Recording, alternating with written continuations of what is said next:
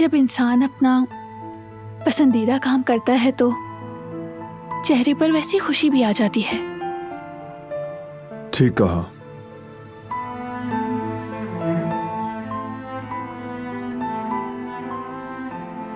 जब मैं पहली बार यहां आया तब मैं छोटा था।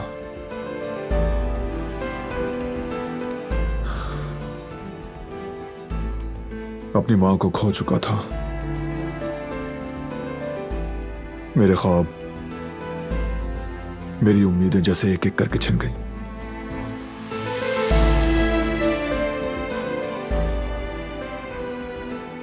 फिर एक दिन दादी जान ने मुझे सईद उस्ताद के हवाले कर दिया।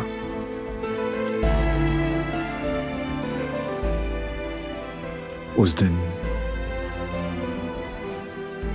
दिन मेरी जिंदगी बदल गई।